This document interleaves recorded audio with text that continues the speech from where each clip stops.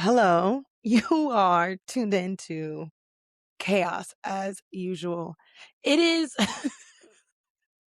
it is 10:41, guys, 10:41. To say that I am exhausted is an understatement, but I finished my event yesterday and I just needed to like rest a little bit. I'm kind of starting to learn a lot about my events and learn that, for me, they take a toll out of me, not in a bad way, but like they take a toll. They take a lot out of me just simply because like it's so much energy and I'm so like anxious before it happens. And putting all of that into prep is a lot. And so it just takes a lot, but I'm here. I am caffeinated with tea as usual. I don't know if I ever explained this to you guys about why I don't drink coffee. I have anxiety. Duh. Actually, I have severe anxiety. My medications actually just got upped, and I have clonazepam now, which came with strict instructions. But I have clonazepam now to kind of combat the what is the word I'm looking for? Severe and like panic. It's for panic disorders, which apparently I have developed. Go fucking figure. Yeah, so I got up again. I can't even say like I'm upset about it or anything. I think at this point it kind of just is what it is. And I'm just going along with the journey and everything like that. So, other than that, it's been an interesting journey, but we'll get into it after we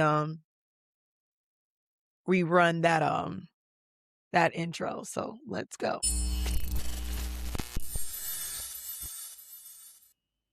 Hey, Unbothered fam, and welcome back to another episode of Basically Unbothered Recapped, where we recap what's going on in the world and we also recap what's going on with me. Let's see. First of all, I don't think I've said it yet. Happy Pride.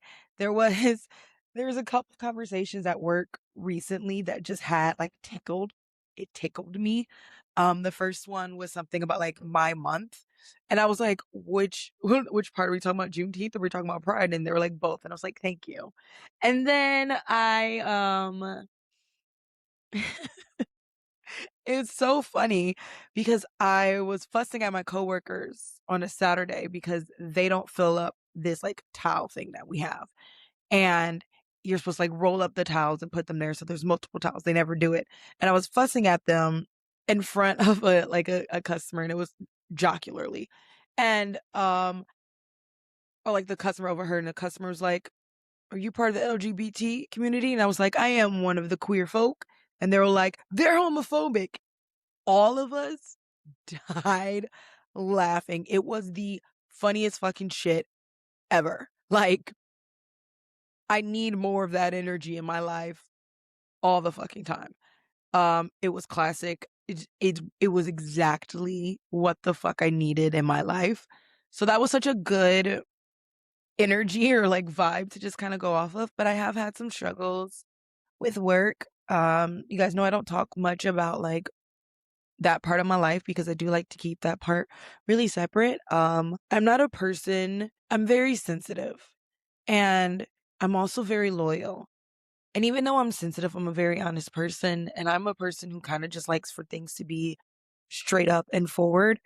And my intuition is always telling me that's like, I might not know what it is, but my intuition usually tells me like, hey, something's up. And like that happened. And my intuition was telling me that something was up and I just didn't know what it was.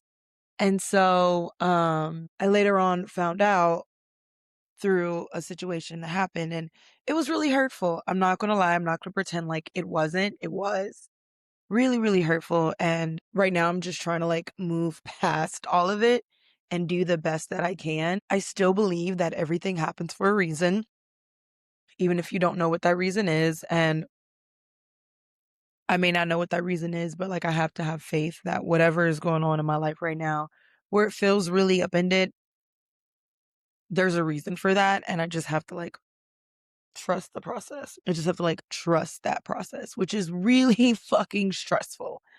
Um and it's hard when you're so close to your coworkers, and I told myself a long time ago that I wasn't going to do that again.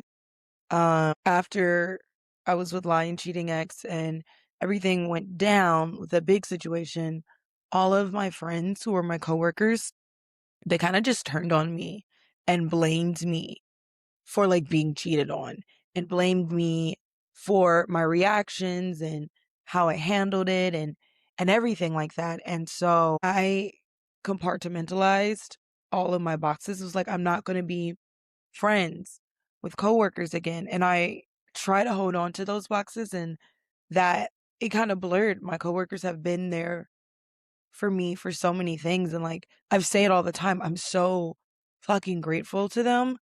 But sometimes when all the lines get blurred, it's really hard to like understand and to cope with things.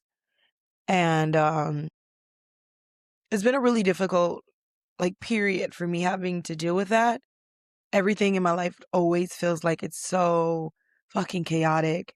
And I was like crying to my dad, and I was like, all I want is peace.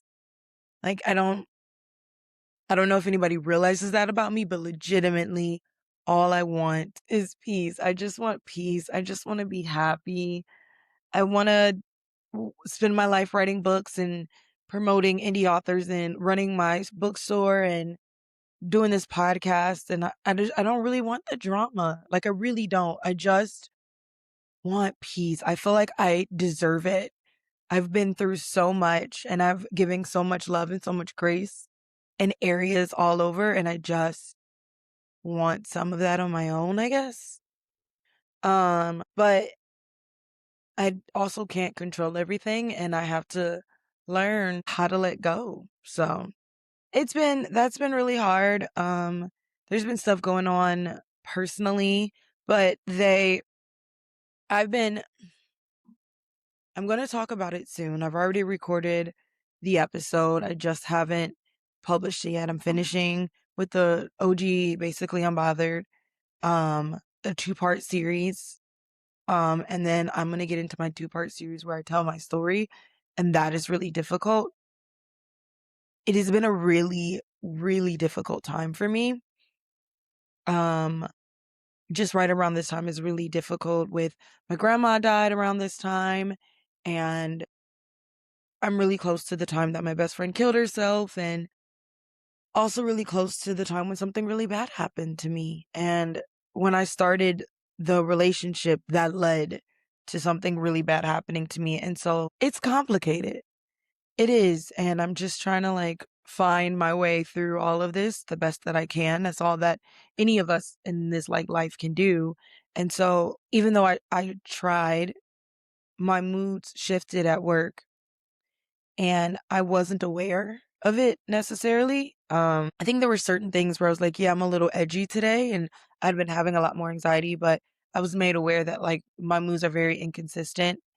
And this is why I think like the workplace in America sometimes is really fucked, because there is no wiggle room for you to like be a human being sometimes.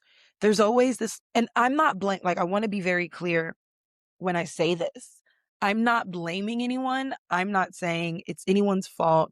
I'm just saying that in America, we are taught to push our emotions to the side. And that's not something that they're taught in every other country. Like that is something that is specific here. And we are taught to push our feelings to the side and, you know, sacrifice our emotional well-being sometimes for customer service or for the job. And there's no room for you to kind of heal. And we also don't have the ability, most of us, to afford to be able to take off time to heal. And that's just like a really shitty situation all around. So I've been struggling with something very hard, and something I just didn't have words to grasp or to use or to understand. And that carried over into my workplace. And I made the adjustments. I went to my psychiatrist. Luckily I had a meeting with him and we made the adjustments. We upped my boost par. We gave me clonazepam in case I have panic attacks at work. And I hope that helps because I don't want to be the downer. I don't want to be the emotional person at work. Like I've only ever wanted just to give out good energy and happiness and be honest and realistic. Like I don't believe in toxic positivity. I don't believe in pretending that everything is okay. And I'm gonna mess up her name and I'm so sorry. Garma. Garma? Garma. She was on the podcast. She's the two-part that we have right now. She just posted something onto her Substack because I read her Substack. They're fantastic.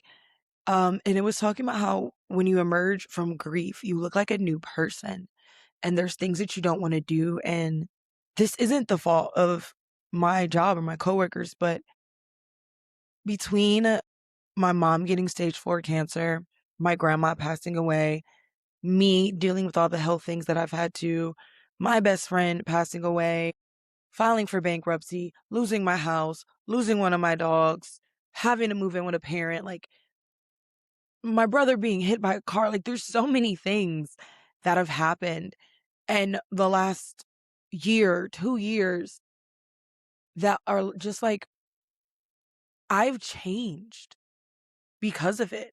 What I'm looking for, what I'm hoping for has changed. What the person that I want to be has changed.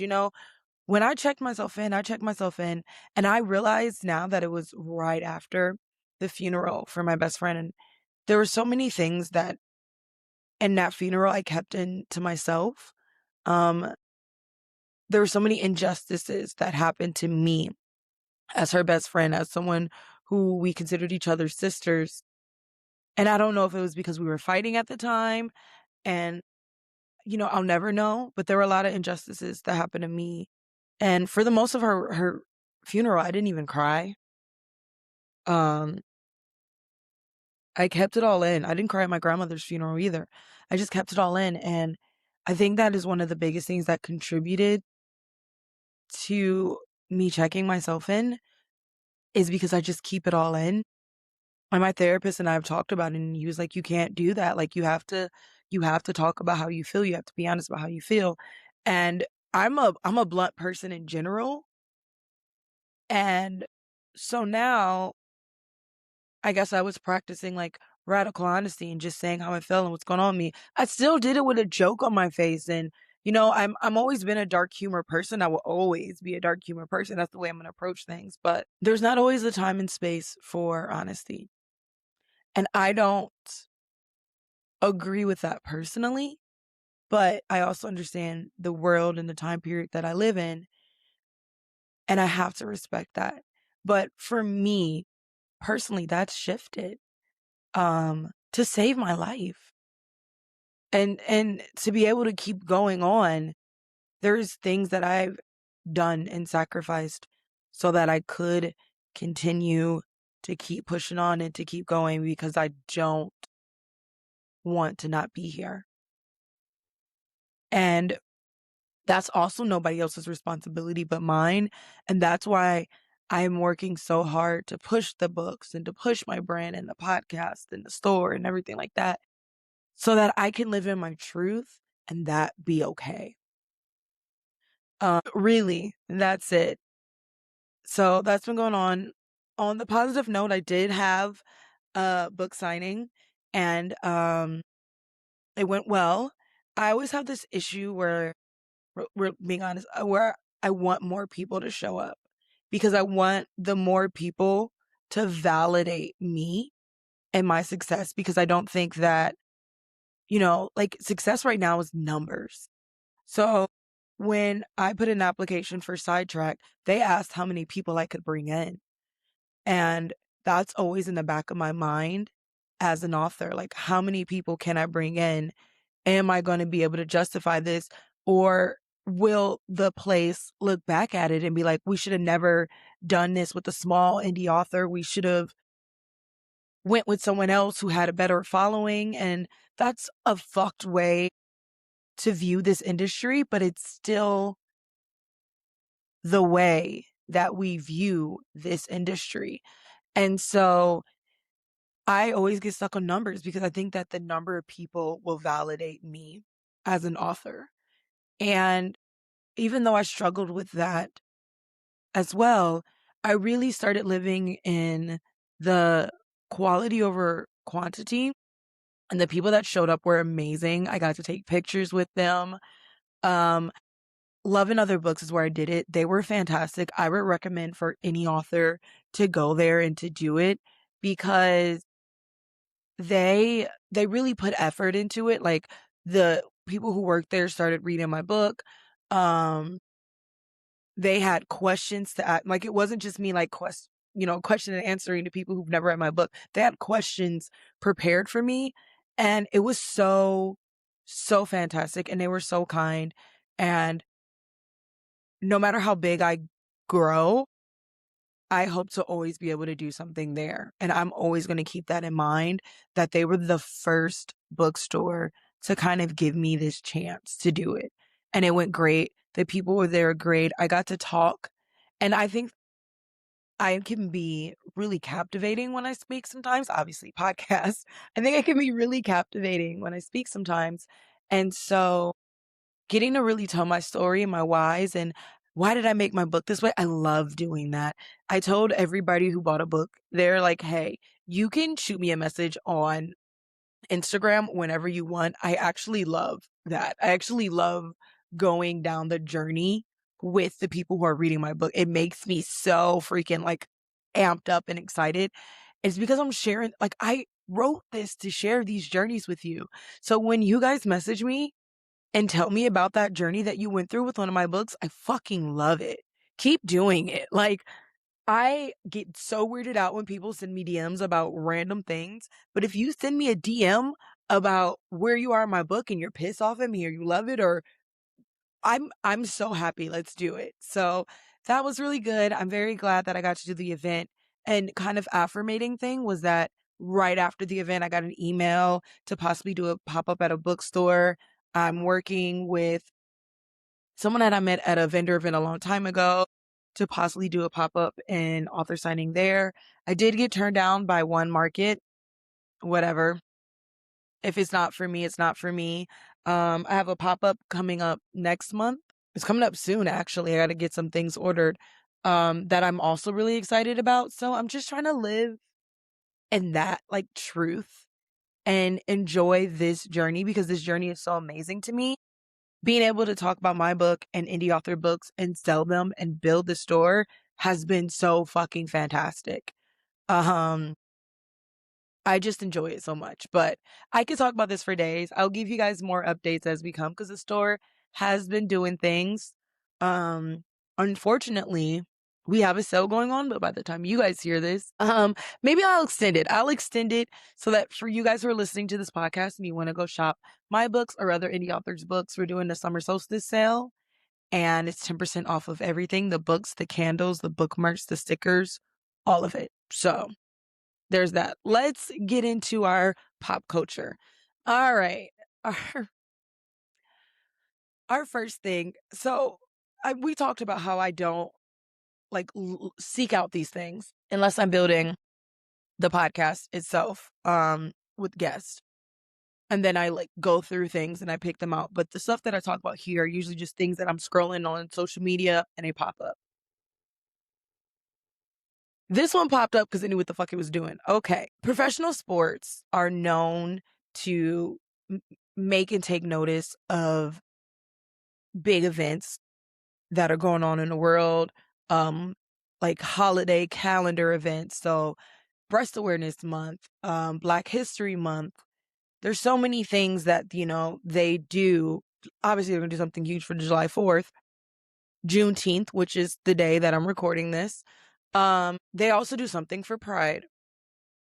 I have a lot to say about this topic that's coming up, but I want it to be clear first. Supporting Pride doesn't mean you 100% agree with that lifestyle.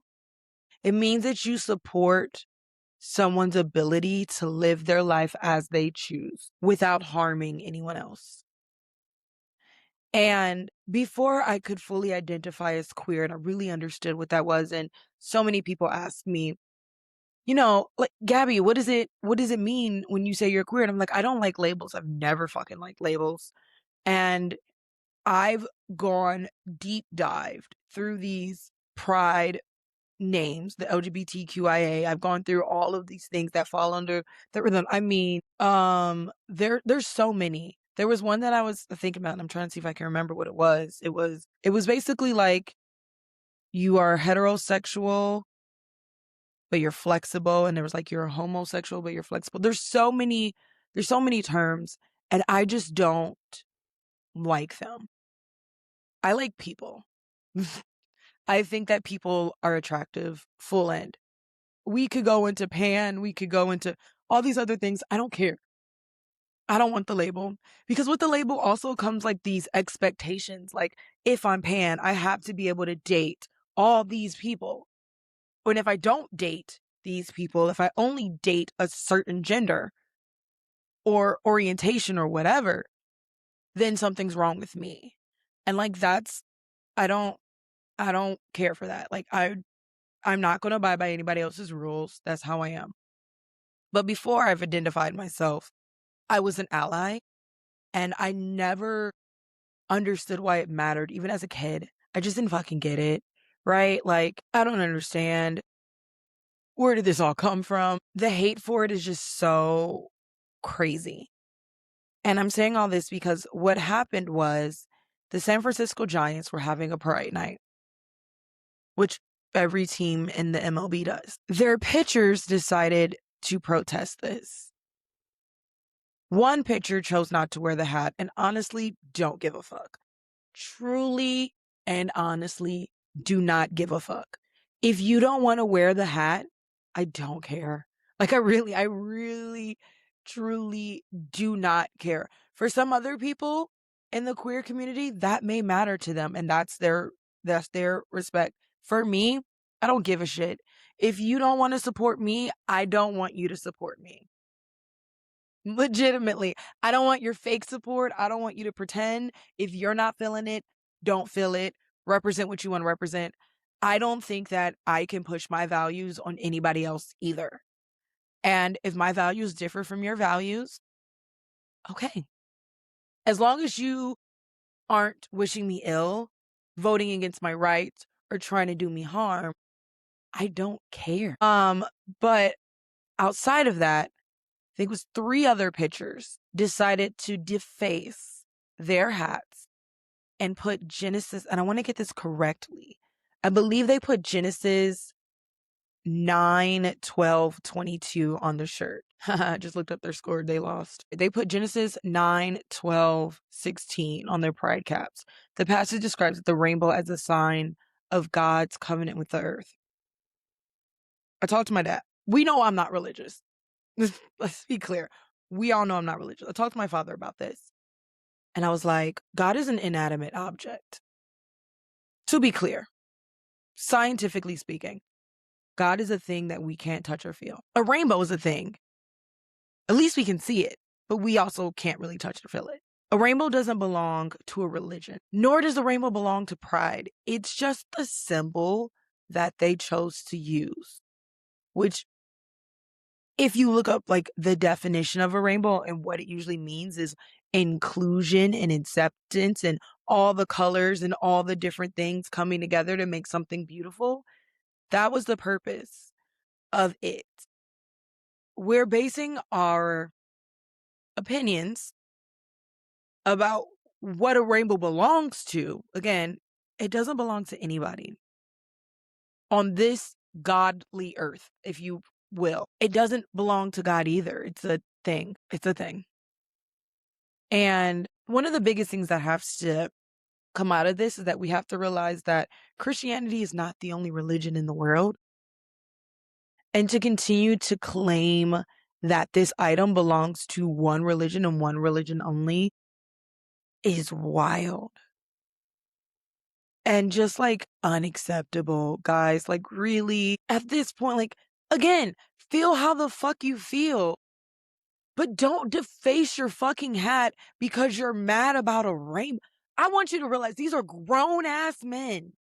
Grown-ass men defacing a hat because they're mad about a rainbow. And arguably one of the most queer diverse cities in the country. I looked this up, and now what they're trying to say is that the Justice Department says will investigate the MLB amid Pride hat controversy. Exclusive DOJ civil rights chief slams Giants MLB after launching Pride hat investigation. But they're saying that they're wondering if it violated the players' religious rights. Hear me out again. 3 of those players got threatened to be fined. They should have been fined because from all my research, if you deface your uniform in any way, you're fined automatically. You know that as a rule. So writing on this hat was against MLB policy. And the crappy part is you still wore the hat. Like, what did you think you were doing? You're still showing the rainbow. Just because your sloppy ass handwriting writes Genesis 9:22:16 next to it, because you got felt tip pens in silver from Amazon, you still wore the fucking hat. Like, wouldn't the protest be better if you just didn't wear, like, no one would be as pissed off if you just didn't wear the hat. And where it comes into this religious freedom thing, that's funny. I want them, guys, I want them to really open this investigation into religious freedom. There are religions in this country that view abortion laws way differently than we do. And they view that the life of the mother is more important than the life of the unborn child. Their rights are actually their religious rights are actually being infringed on at this moment because the quasi-Christians in this country think that they have the cap on religion and that everybody has to be Christian. It's so wild because if you think about Christianity, it was formed out of a place where they were outcasted, where this religion was outcasted, where Judaism was a religion and anyone who was Christian was looked down upon. And somehow, some way, that value of every religion is important and should be respected does not translate into the religion of Christianity anymore. And people are really confused why people are pissed off at it and why people are converting and changing and looking at different things and challenging their values, because this isn't what you stood for. This isn't what your Bible stood for. If you don't want to wear the hat, don't fucking wear the hat. But don't show active hate against a community because your belief differs from theirs.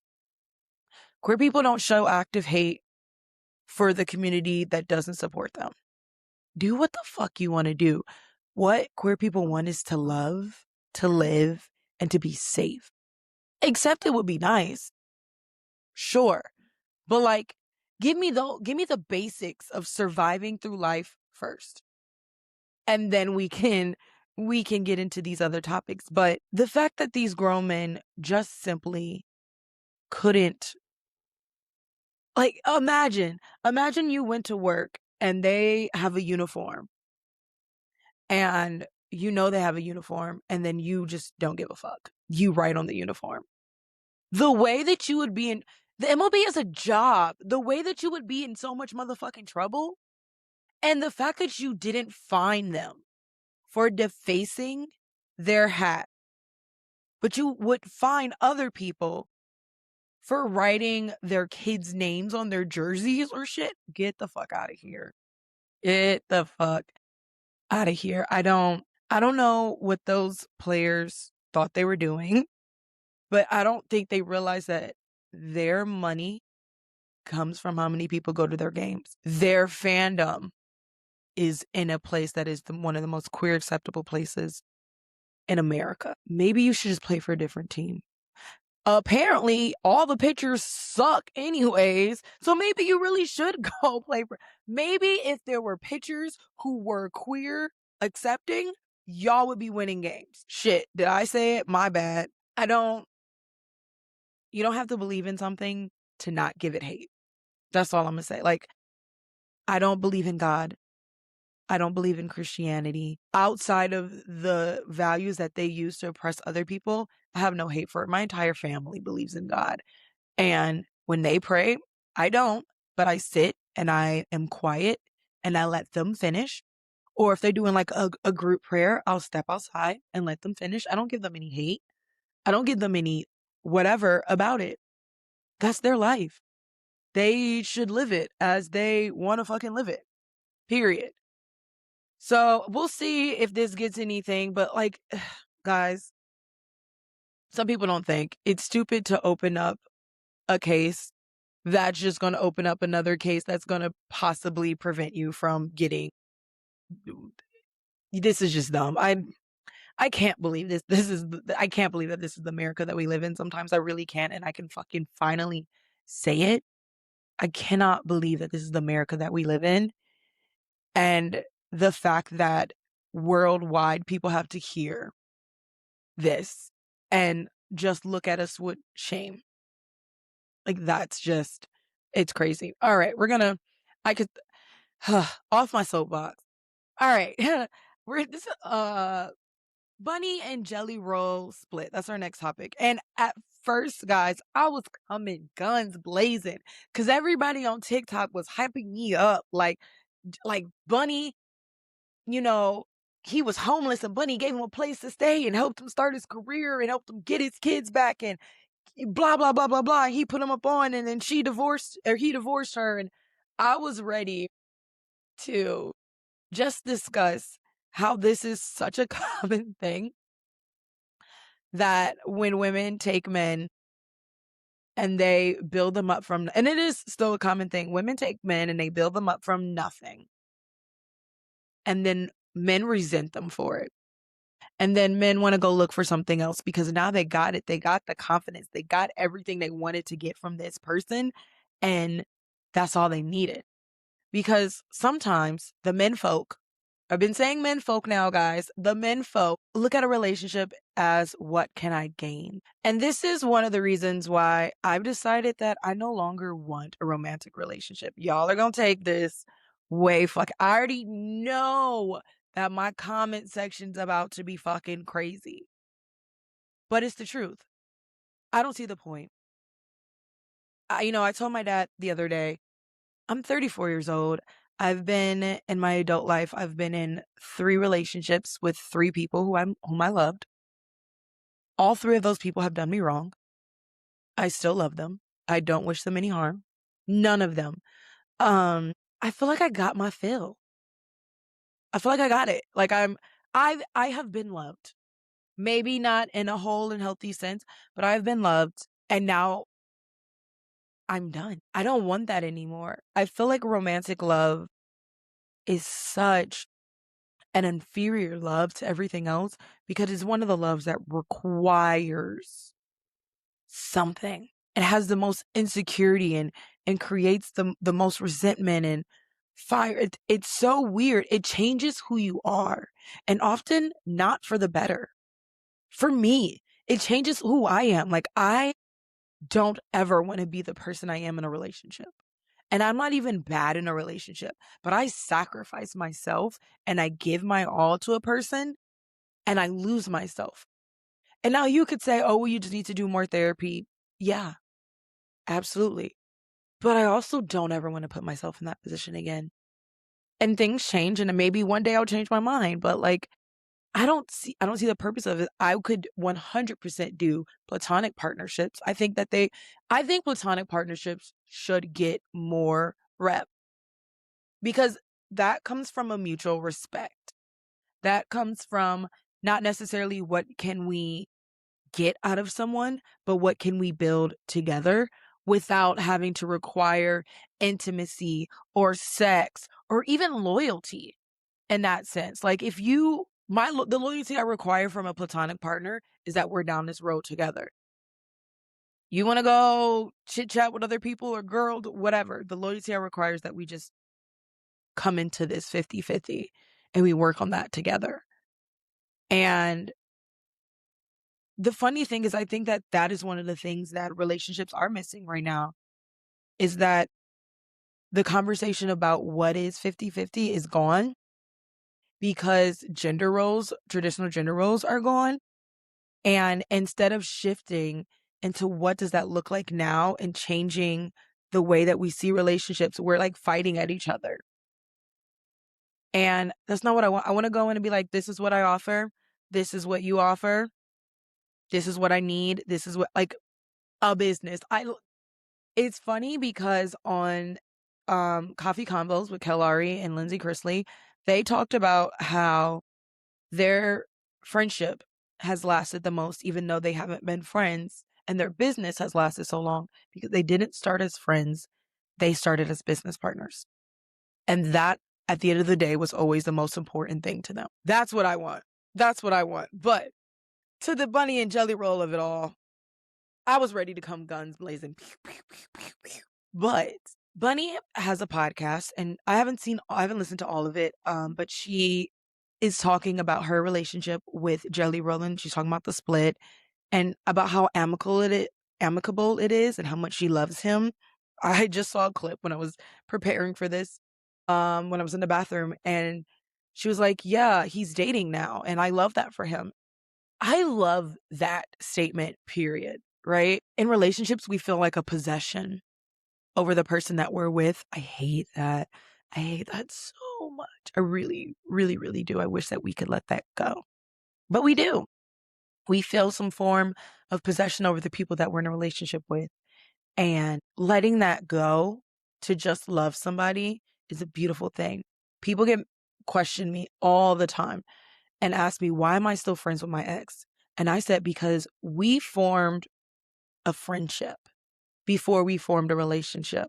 And I always do that because at the end of the day, when it's all said and done, I still want the friendship.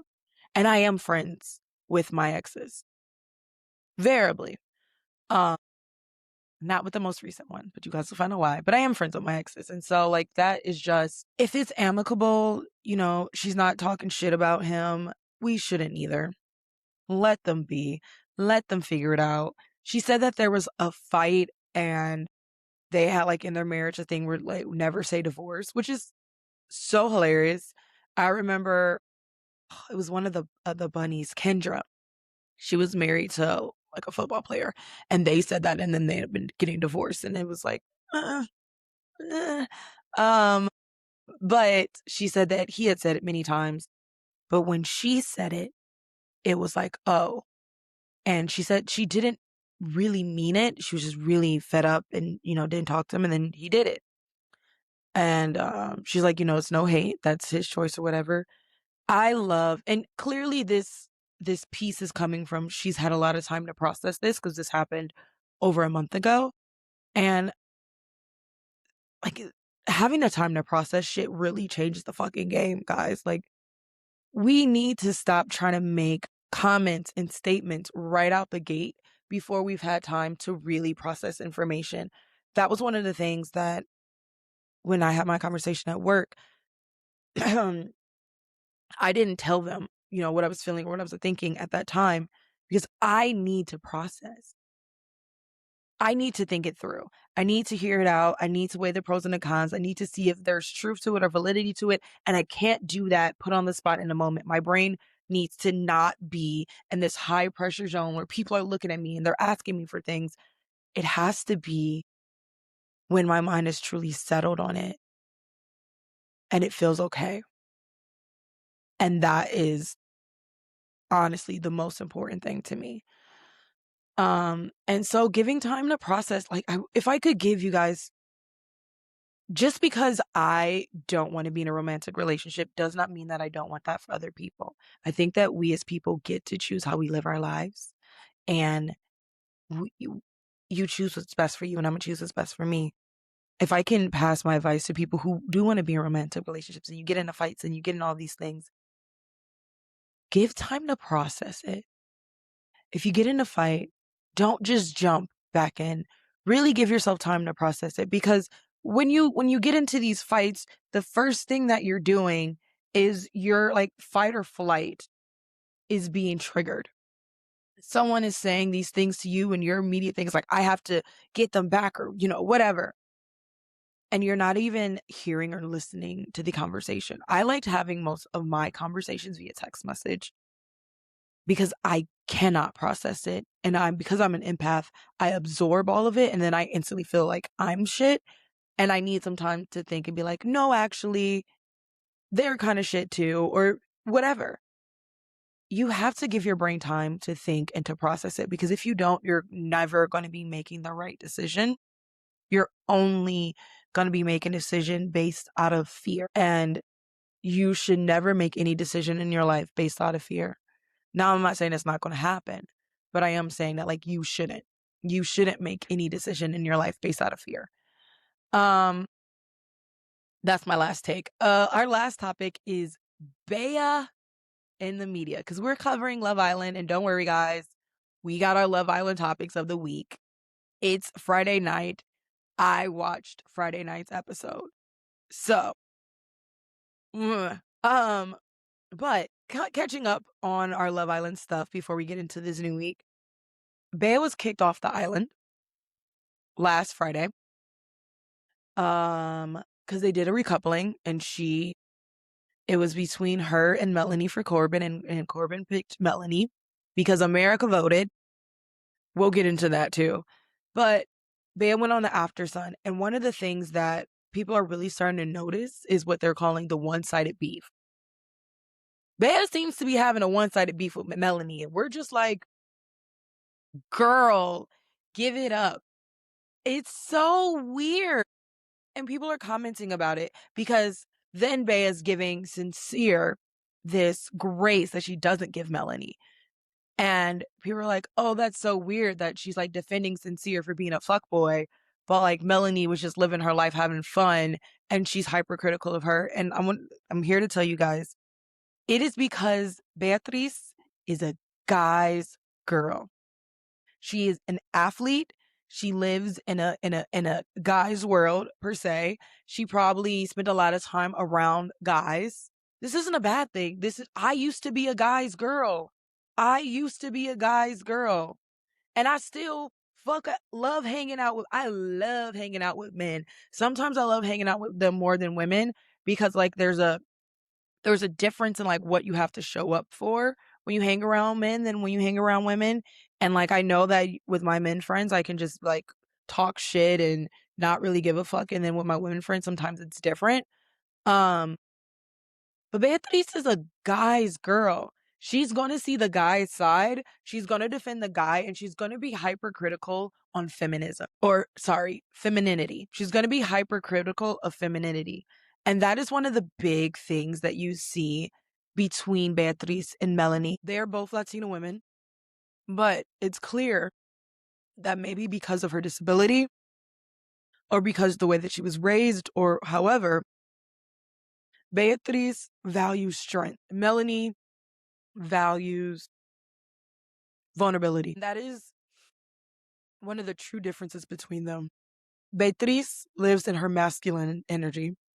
Melanie lives in her feminine energy. And for some reason, masculine energy feels so threatened by feminine energy. And I don't know what it is. I think it's the feeling that they don't have access to it. I think Beatriz feels like she doesn't have access to her femininity, to be a little bit more out of control, to be a little bit more sensitive with herself and with others.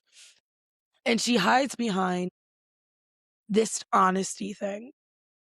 I'm going to be blunt. I'm going to say it as it is. But in reality, she's kind of following the Scorpio honesty policy versus like a Sagittarius honesty policy.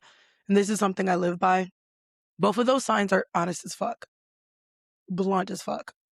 A Sagittarius is honest on accident. They literally have no choice. They'll say something and they won't understand that that it's hurtful or whatever. 9 times out of 10, a Scorpio knows it's going to be hurtful and doesn't care and says it anyways. And there's no like filter to say, this is really fucking mean. I'm going to really hurt this. There's like, honesty and then using that honesty to try to hurt someone's feelings. And that is what Beatrice tries to do. She tries to hide the fact that she feels like she's lacking in something, and Melanie is the embodiment of that. Like, if you pay attention, Melanie is just so in who she is, right? Like it or not, love it or not, Melanie is into who she is. She gets excited. She gets hopped up. She feels. She's feminine. Very, I heard that she's a Scorpio sign. Very, very much water energy. Very much feminine. But Beatrice doesn't give that energy. And often, and I'm saying this from my own perspective, I don't often give feminine energy. And it's been a thing I've been judged about my entire life. Why can't you be more girly? Why can't you sit like a girl? And then when I dress and like crop tops and booty shorts, then everybody has a problem with that too. And I used to be so threatened by women who were so feminine and who could exist in that femininity and show their emotions and not be judged by it or judged for it. It used to be the most threatening thing to me. And I used to be really pissed off. Like, what do you mean you get to be emotional and I have to sit here and like keep it all together? Like, that's not fucking fair. And that's clearly shown in this thing with this one-sided beef with Beatrice. Beatrice is so hard on Melanie because she wants to express herself the way Melanie does, but she doesn't know how. And the only way that she can make herself feel better about it is to criticize it and to look down on it. Y'all think this is about a man? I wish I would stop making things about a man. No, this is about women trying to find out who they are and where they exist in the world that demands women to be feminine creatures and rewards them for that, although they condemn them for it, but really condemn women when they live in more masculine energy. And so the fact that Melanie doesn't get as much condemnation for her feminine energy that Beatrice feels like she should, she's harsher about it. The issue is that she's going on all these shows running her mouth about it. That's the part where it becomes an issue. Like, feel how you want to feel, but like, we really need to get STFU shirts. Shut the fuck up sometimes. Like, really, shut the fuck up sometimes. She goes on and she's like, well, I'm only talking about Melanie because they asked me about Melanie. And I don't watch the After Sun, but I watch people recapping it. But like, she would bring up Melanie anyways. There's a polite way to answer shit sometimes, or just say, I'm not going to answer that question. But when you're on live, you choose what questions you answer. And you still chose to constantly talk about Melanie. And then she went on and was like, me and Melanie already had this conversation and we said, whatever happens outside of here, we know what happened inside the villa and we're good. But it's like, honey, I don't think she meant like this. I don't think she meant go this far. I don't think that's what she meant at all. I think she meant like be respectful. And if people try to twist your words, we're not going to let them. But there's no twisting your words.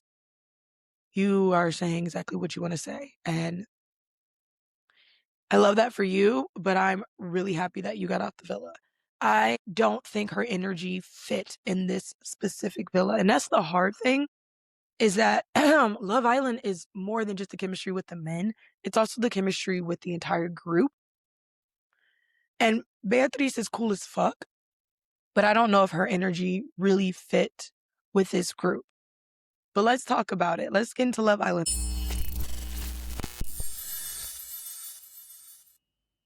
Looking for your next favorite author, your next obsession, or just a room full of people who get it?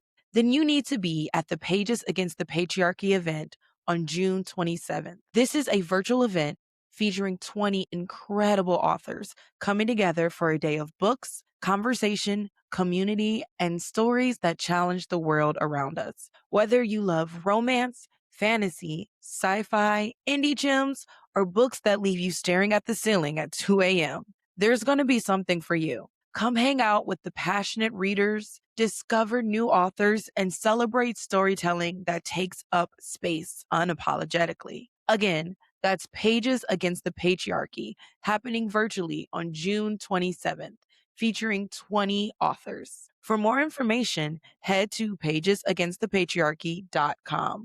Bring your TBR list. It's about to get reckless. All right, guys. When we last left you,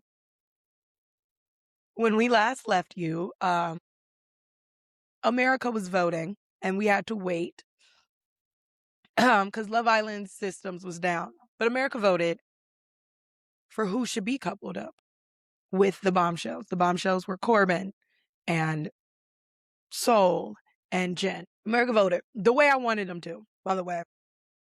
Put so sincere. I wanted that because I wanted to set my girl Melanie free. Like, and even she said it when they were talking about it. She was like, I don't have any harm. I don't want the drama anymore. I just want to be free. I love that for her. I love that for her so freaking much. And it made me really happy. But it also, because they put Jen with Gabrielle, which I did not see at all. They put Jen with Gabrielle and they put Kinsey with Caleb. And this kind of week is just them living out their lives. I got shit to say. Ooh.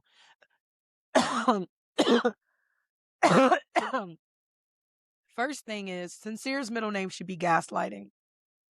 In fact, his first name should be Gaslighting and his middle name should be Sincere. Gaslighting ass Sincere. That boy, let me tell you, that man be gaslighting everybody, including himself. He be lying to everybody, including himself. He's saying he's confused, but he's not really confused, and he want to be with Soul, but then he missed Melanie. And everybody wanted Melanie to crash the fuck out. And she was so calm. She was just like, I accept what America does. I'm going to go sleep in soul ties because I need to feel my feels. Y'all did not get the shit y'all wanted from her. And I love that. First of all, I would have crashed the fuck out. I would have been like, fuck this, fuck this. She really, truly honored her own feelings, but left it alone. And the talk that she had with Soul was really sweet. And it's a reminder that Sincere was the person trying to ruin his relationship with each of them separately, where he's lying, was the thing that was fucking it all up.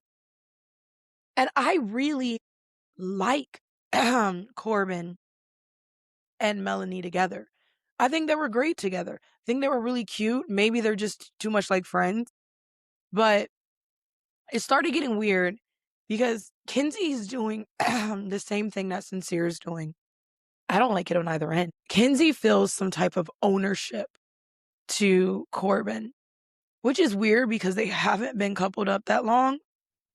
They haven't been coupled up that long. And like, the only reason why she's felt this way, and I said it, where is it at? Kinsey is the reason why you shouldn't sleep with someone so fast. There are studies that say that when you sleep with someone, it actually releases these like endorphins or dopamine or whatever, some chemical in your body that makes you think that it's love. And you actually begin to feel that it's love or it's a stronger connection simply because your chemicals like mix together. So you're over here messing around with him all the time. Your feelings are going to get confused because now you have this physical connection with someone and you won't give anybody else a chance, even though this person might not be good. Kinsey and Corbin do not make sense to me at the fuck all. They just really don't. They don't make sense to me other than the fact that they're freaked out and highly sexual. I've never seen them have like a genuine conversation about anything, really, about their lives or whatever. I've never seen them, talk about like their personalities and their families and their values. I just been like, oh, I really like her. Oh, I really like her. This is a setup for failure. Meanwhile, when Corbin was talking to Melanie, even though he wasn't getting what he wanted from her, and they kissed and they were, intimate sometimes when she did sleep in the bed, they talked about real shit. They had real fucking conversations. And I mean, I obviously, maybe Kinsey and Corbin are having real conversations. We just can't see it. But it really feels like their attraction for each other is based straight out of lust. And that's shown all the way up into where Kinsey pulls Corbin for a chat, and she's mad because he won't kiss her, and she's trying to like entice him to do these things, and he won't do it. And then she gets pissed off, and she's pissed off if Corbin won't call her for a chat. But you guys aren't in a couple. Like right now, your whole goal is to explore Caleb, to give that a chance. And Kinsey led, just like Sincere did, led poor Caleb along to the point that when we get to this mailbox challenge, he was thinking that he was going to get a letter, and he got nothing. And that's the same thing that Sincere did to fucking Soul. Soul was led on. Soul was thinking that she was going to get a letter. Sincere got two. Soul was thinking that she was going to get a letter, and she got nothing. And it's interesting because it explores like, why are these two people kind of okay? And both of them are women, kind of okay with being the sneaky link, with being the side chick.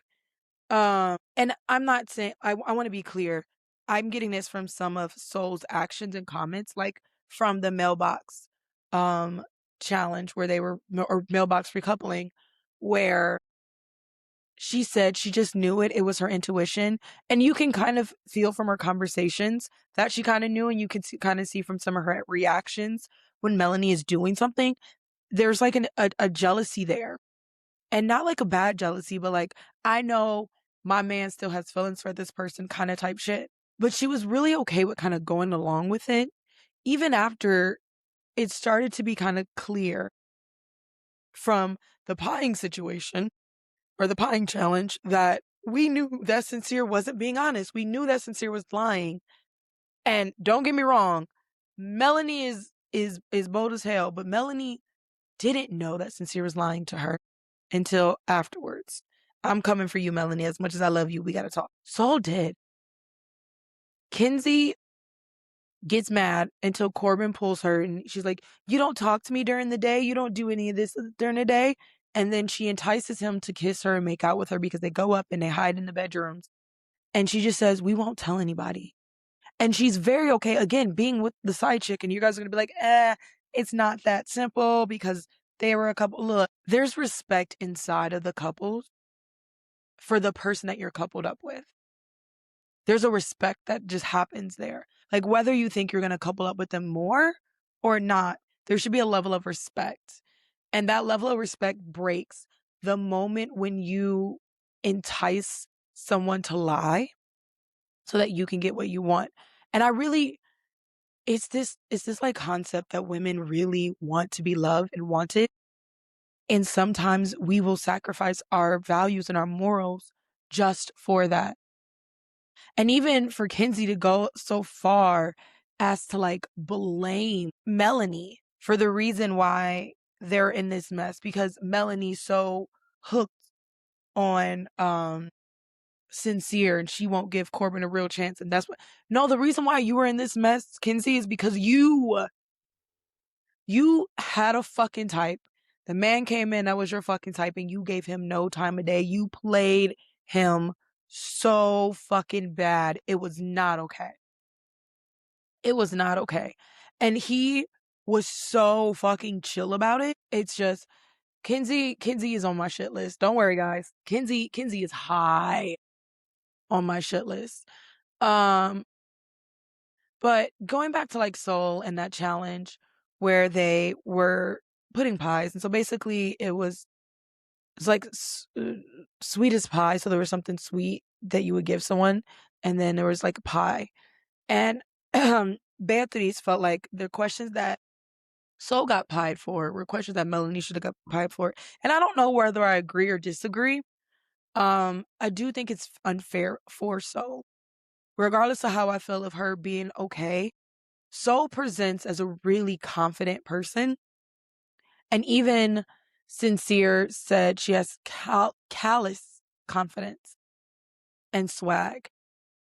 But she did come in kind of bold, saying like, I don't care who it is, whoever the man, I'm going to take their man. And I think that men don't like confidence, even if it's not real. Because I don't think that Soul's confidence is as real as we think it is, or as real as she thinks it is. I think it's confidence out of survival, um, which I love, which I think is beautiful. But I think that it's still like there's still layers to that.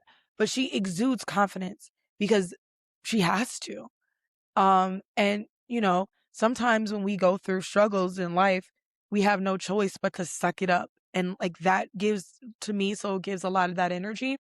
And to watch the boys kind of pick on her is so they give such weird energy about Soul, and I really don't understand that part. They pick on her, they call her out for being confident, and then they feel bad.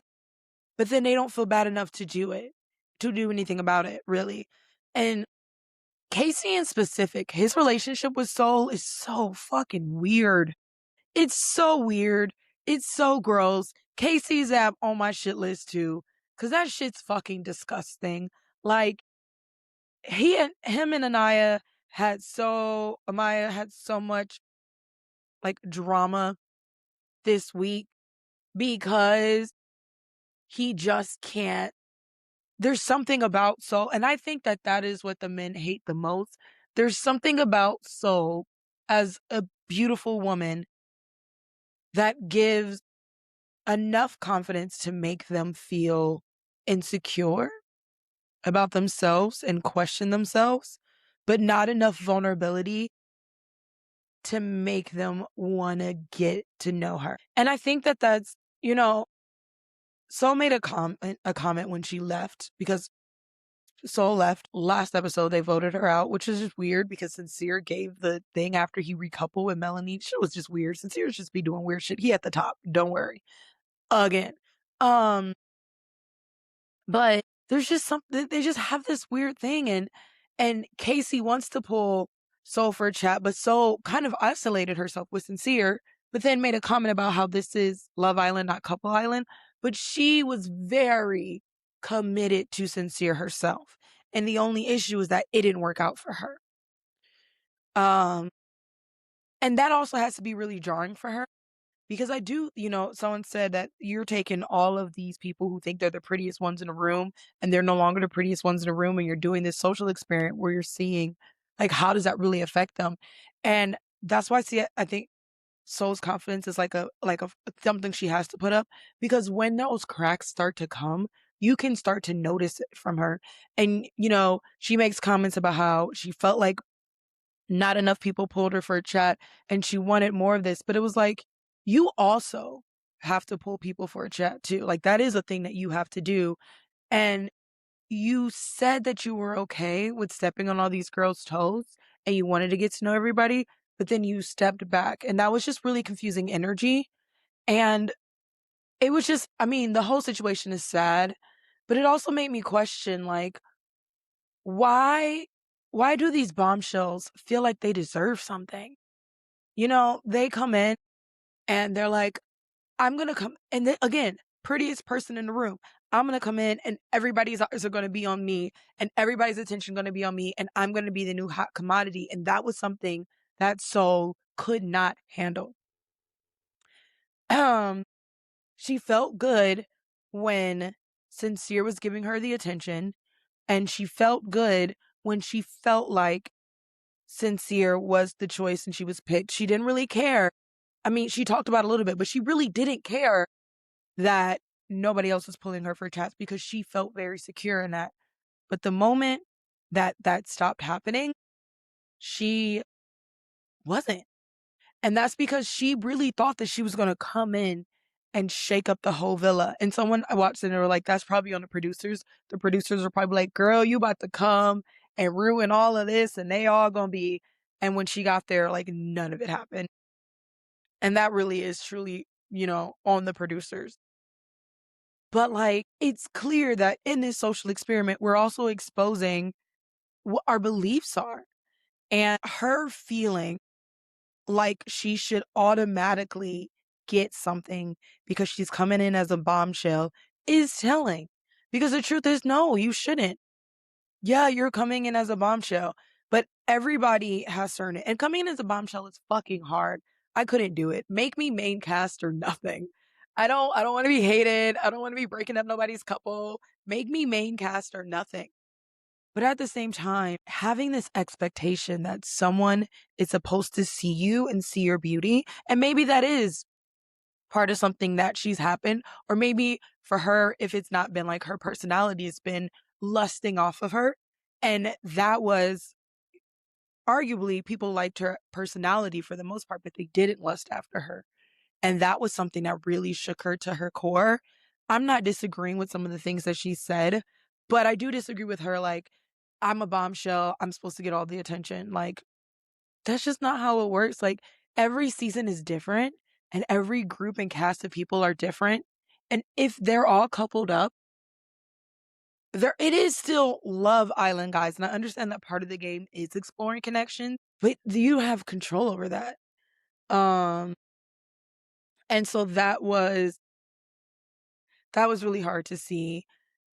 Another person who's on my shit list is Casey, because his relationship with Amaya is just so weird. His relationship with Anaya is so fucking weird to me. Especially in context with Soul, because he's so weird about Soul. Like, he's so weird about her. He won't explore it, even though he thinks that Anaya is pissed off because he's trying to, like, Anaya's pissed off because you're just fucking around and not being honest and jokey and not playing games. If you want to explore fucking Soul, go explore Soul. But he's so like weird about it, and it's giving a lack of confidence. And remember, guys, Casey is the one who wasn't chosen. And that comes up in conversations this week as well. Like, him not being chosen and Anaya feeling like she's just the like sacrificial lamb. She's just the one that he landed on because that's the way that it ended up. And he's trying to make it not, but like, you can tell that there's a lot of childishness and insecurity in Casey, because every time Anaya wants to have a chat with him, here we go. I'm just not in the mood of arguing. Oh my God, grow the fuck up. How do you communicate in your other relationships? Like, someone please tell me what is happening. He's so that man drives me up the fucking wall. Having to listen to his emotions and then his freakouts and then him gaslighting people, and everybody's just saying, be fucking real. And then him going back and forth about Soul. Do I talk to Soul? Do I not talk to Soul? And then what he said after they vote him off, and I love one of the guys from checking him on this. What he says after they vote him off is like, I feel really bad because I feel like if I gave Soul more attention, maybe she would still be here. That's weirdo shit. That's weirdo shit when you're with Anaya and you just wrote Anaya all these love letters and shit, and now you're feeling guilty because Soul got voted off because if you gave her more attention, what the fuck? This is some weird shit.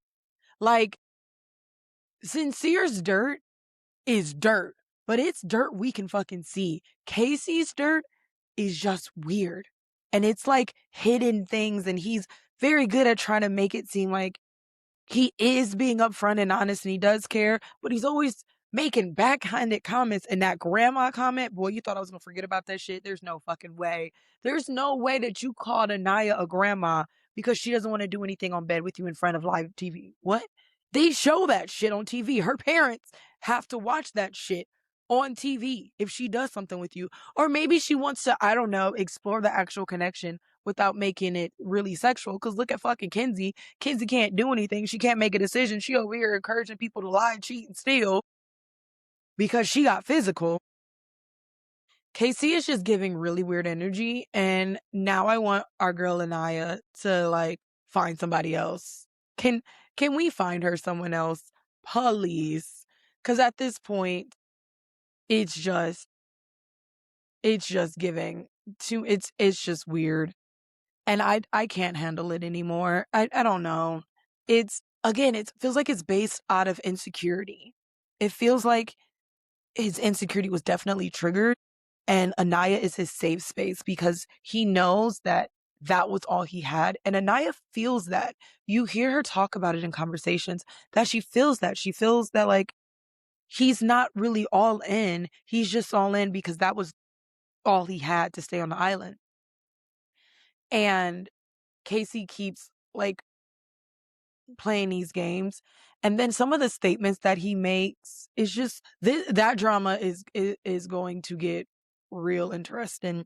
And Casa Amor is coming up. Guys, can talk about this for a second. Apparently, Casa Amor is going to be shown in theaters. The way that I do not need to see men and or women lie, cheat, and steal on a big screen should be studied. Like, I don't need that. I don't need that in my life. Sure don't. No, thank you. I don't need to see that on the live screen. If I could skip Casa Amor, I would. I think Casa Amor is just, it's like, when TV shows and movies kind of run out of storylines, and so they repeat the same storyline where the good guy becomes bad, and it never feels right and it feels weird. Casa Amor feels like that. It feels like it's for the plot type shit and has nothing to do with it. It doesn't test people's connection. It doesn't make them stronger. It's just a setup for everyone. It's just a setup. And someone, whether it's girl or guy, is going to get hurt. And they know it. And that's why they keep it going. And how do I unsubscribe from this notion? I don't know, but can I please unsubscribe from this? I gotta watch it because I gotta give it to you guys, but man, I don't really want to. Talking about Sincere a little bit and the recoupling. So they did this mailbox challenge, and someone said that they did it because the Islanders are so freaked out that they had to remind them that, like, hey guys, you're on Love Island, not Sex Island. Was hilarious. Social media, y'all, you never fail me. You never fail me. I was surprised by Sincere's choice. So Sincere, the challenge was that they had to write these letters, not necessarily love letters, but letters to the person that they wanted to be in a couple with, and they put them in the mailboxes. And then if you both got a letter from the mailboxes, then you coupled up. But if one person put it in the mailbox and they didn't put it in yours, your mailbox is empty, you're screwed. And so obviously the ones that worked were, Bryce and Trinity, Casey and I, and everybody was like, oh, that was so sweet. Whatever. That man turned right around and still talking weird shit about Soul. I don't. Zach and Kata, who, by the way, went to the hideaway. Kata is freaky and I love her. She also makes me feel like Sophia Bush. I every time I hear her voice, I just hear Sophia Bush and I love it. I love Sophia Bush's voice. I love like the carefree, happy energy that she gives. Even when she was on One Tree Hill, I fucking loved it. And so getting to hear it now, it just makes me happy. She gives me joy. They were freaked the fuck out. But I skipped most of it because the hideaway is not, I don't need to watch them do their do. I don't need the Voyager shit anymore, personally. But Zach and Kata, they had put something in it. The Jen and Gabrielle was really simple. The hard ones were Caleb, Corbin, Kenzie, Melanie, Sincere, and Soul. Caleb for sure thought that he was going to get something in his mailbox, and he didn't. Kenzie got 2. Soul definitely thought she was going to get something in her mailbox, and she didn't, and Sincere got 2. Sincere picking Melanie shook me. I actually really liked Soul for Sincere, and I actually really liked Corbin for Melanie. I think that they brought a carefreeness into the relationship that I feel like you need, and an honesty and a groundedness. I think Kenzie is so hopped up on sexual adrenaline with Corbin, and Melanie and Sincere have this weird trauma bonding, tit for tat, like vibing, on adrenaline as well, not really grounding. And Corbin really felt like he grounded Melanie, and that choice really felt like it grounded Melanie as well. And honestly, Soul felt like she grounded Sincere. Like, they offered them a piece, and seeing them not choose that piece was kinda shitty. I'm happy for Melanie. I just want more for Melanie, and I want Melanie to want more for Melanie, and I'm still hoping that somebody comes on and gives Melanie, like, I really want someone, and I know Melanie is locked in, guys. She's locked in. She's not going nowhere. But I really want her to see that there is more out there than just a man who lies and gaslights and pretends and does all these things. Um, and I think that Sincere's just not there yet. There's a couple men on this island, and I say this a lot about men and men folk in dating shows, and some also women folk in dating shows as well, is that they go on these dating shows, but they're actually not ready. And I think Sincere is cool as fuck as a person, but his choices in a relationship are not. And I don't think that he is ready for a relationship. I think that Melanie is almost ready, and I think that she could be. And you guys are gonna be like, what the fuck? I think she could be with the right person. I think the person who makes her feel secure, she could be ready. But they have such an insecure attachment to each other. It's so frustrating to watch. It makes great TV, but it's so frustrating to watch. But I can't blame Melanie, even though I love her and I'm gonna put her on my shit list only because, like, these hoes ain't loyal. These hoes ain't loyal. But lastly, we'll get to, this is a long episode. Lastly, we'll get to the decision to remove Sol and Gabrielle and the men folk being upset about it. So they have to make a decision. America voted again, and they voted who their favorite couples were. And Gabrielle and Jen, Kinsey and Corbin, which I died laughing because Kinsey was so butthurt. She gave like cheerleader energy. Why won't they pick me? Um, so butthurt. And Sol and Caleb, because they had to couple up because of the mailbox challenge. Obviously, Sol and Caleb were going to be at the bottom. Nobody expected differently from that. So the remaining four, which we're now calling our fabulous four, the four that we want to make it all the way to the end, which is Kata, Anaya, Melanie, and Trinity. I don't even care what men they with. I'm just with them. I just stay with them.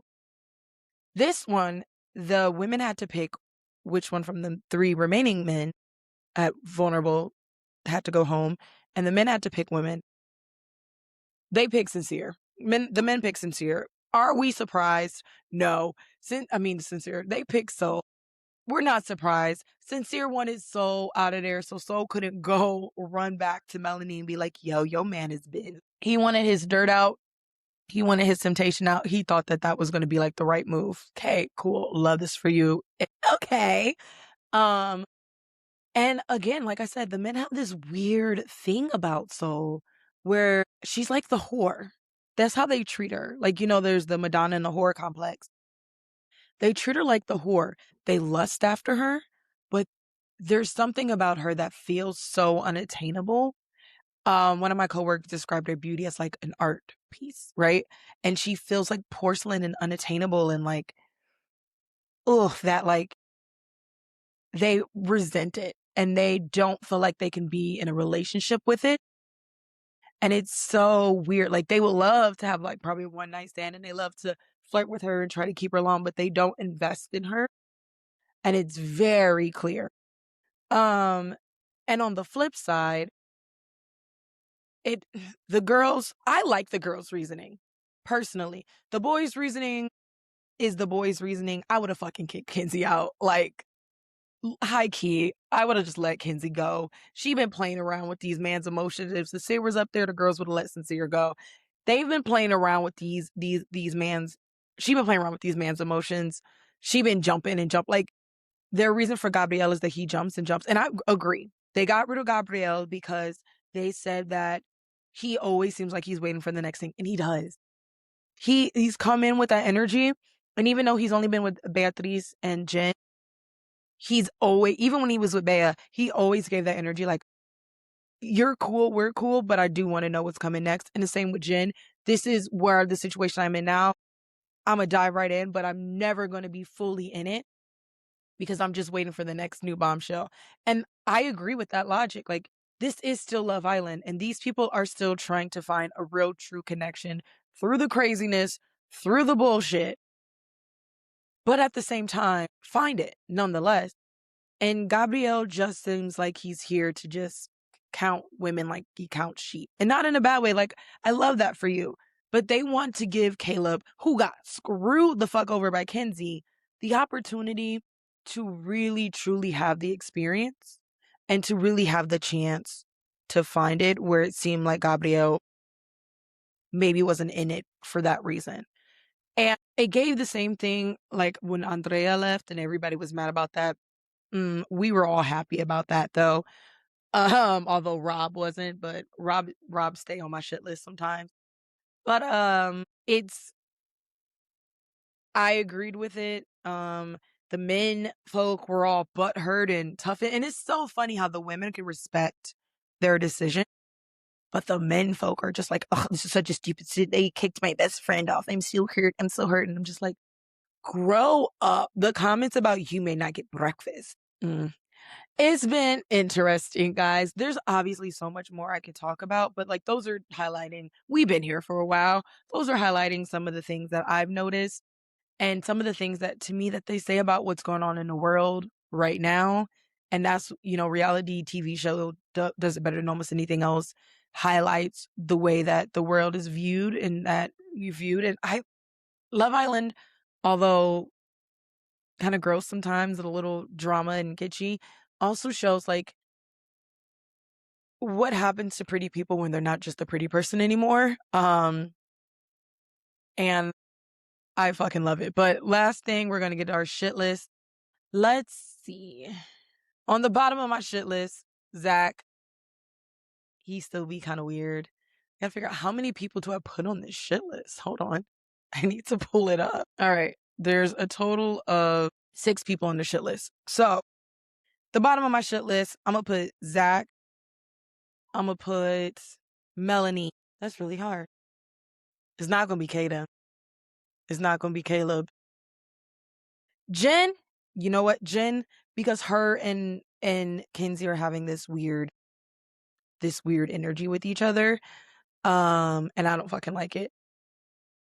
Then we're gonna have in the middle, the 2 spots before the top is gonna be Kinsey and motherfucking Casey.